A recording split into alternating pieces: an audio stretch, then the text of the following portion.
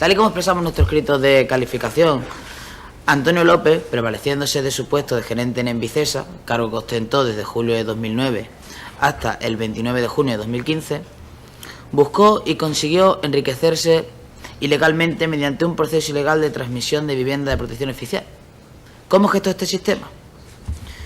Ha quedado suficientemente probado que el señor Antonio López gozaba de diversos captadores, entre los que se encontraban los acusados Ahmed Ali Mohamed, Abdelasi Ahmed Mohamed, Ergima Selam y el desgraciadamente fallecido Abdel Ali Mohamed Selam alias Frugi. Estos captadores contactaban con otras personas, la mayoría de ellas, desgraciadamente, vulnerables, que tenían una necesidad exorbitada de vivienda y por ello estuvieran dispuestas a cometer una ilegalidad para satisfacer esta necesidad básica de vivienda. La existencia de esta red ha quedado probada por distintas pruebas. En primer lugar, por el testimonio prestado por la redundancia de los propios captadores. Estos contaron en esencia en el plenario que varias personas contactaron con ellos para obtener vivienda de protección oficial, porque existían rumores que estas personas, los captadores, podían conseguir viviendas de protección oficial gracias a que tenían contactos en Envicesa. Concretamente estos contactos, tras la práctica de la prueba, quedó evidenciado que era el señor Antonio López, el gerente. Estos clientes, que vuelvo a repetir, prácticamente en su totalidad eran personas altamente vulnerables, con un elevado esfuerzo reunían cantidades de dinero que van desde los 5.000 hasta incluso 20.000 euros, para entregárselo en metálico a los captadores, sin que en ningún caso se les facilitara recibo, factura o documento similar, lo que evidencia el carácter ilegal de la operación y que todos ellos eran perfectamente conocedores de lo que estaban haciendo era una ilegalidad. Una vez recibido el dinero, los captadores, al igual siguiendo el relato dicho por los mismos, hacían llegar el dinero a Antonio López y gracias al apoyo que le brindaban otros trabajadores de Envicesa y los miembros de la Comisión Local de la Vivienda, a los que después nos referiremos, podía colocar a estas personas en la lista de adjudicatarios de vivienda de protección oficial. La actuación delictiva del acusado Antonio López se hizo del todo punto imposible si no hubiera sido por la colaboración de los trabajadores de Envicesa. La sentencia del Tribunal Supremo 575/2007 permite y da punibilidad a la participación del denominado extraneus, al que ya ha mencionado mi compañero, en el delito de prevaricación,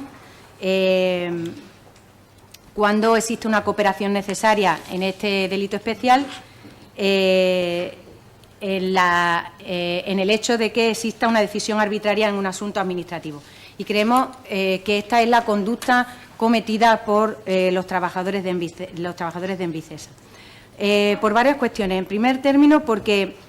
como han manifestado la señora Kisi, el señor Néstor, la señora Mónica Argeo, la señora Cariñano, las promociones de vivienda eran algo que absolutamente escapaba de la posibilidad de que una sola persona realizara sola. Es imposible que Antonio López organizara todo ese sistema de adjudicaciones de vivienda sin contar con la ayuda de su departamento comercial. Consideramos que en la relación y en la confección de estas listas de adjudicatarios, de forma arbitraria y aleatoria, fueron una pieza fundamental los acusados. Se nos han presentado los acusados con la imposibilidad que hemos tenido de preguntarles al respecto, pero se nos han presentado en esta sala como, permítame la expresión, meros escribanos, auxiliares que simplemente redactan con arreglo a lo que le dice un ser superior, en este caso Antonio López, sin ninguna capacidad por parte de los mismos ni de comprobar, ni de pensar, ni de pararse a pensar, ni de confeccionar listas, absolutamente nada que tuviera una función más allá de como digo, del mero escribiente, si me lo permiten, en este tipo de promociones. El proceder de Antonio López era el siguiente. Antonio López compraba esta finca entregando parte de dinero de manera legal, que es precisamente lo que declaraba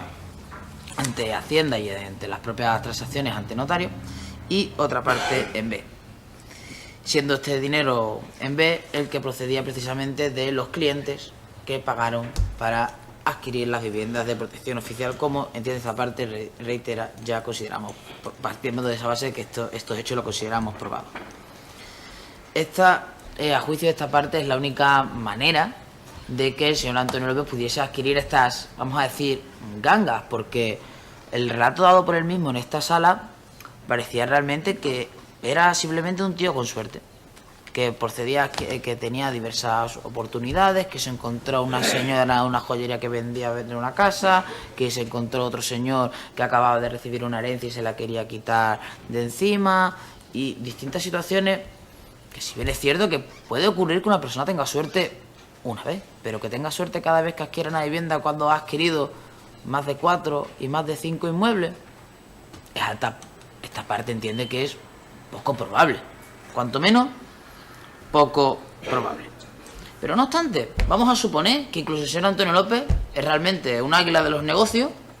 y ha tenido muchísima suerte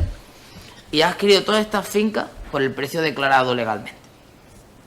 cosa que, volvemos a repetir, es altamente improbable. Lo que no tiene ningún tipo de explicación es el balance de ingresos y gasto ordinario que este señor tenía. Y es que, de acuerdo con el contenido del citado informe económico, hubo varios años entre 2012 y 2015 en el que solamente los gastos del señor hipotecarios del señor López ascendían a más de 4.000 euros mensuales, cuando, conforme a Hacienda y a los datos obtenidos por la policía, su nómina de la ciudad autónoma de Ceuta eran alrededor de, no llegaban a los 4.000 euros, eran alrededor de 3.000 euros mensuales. Ya solo por esto entiende esta parte que es totalmente imposible que una persona parta un mes de menos 4.000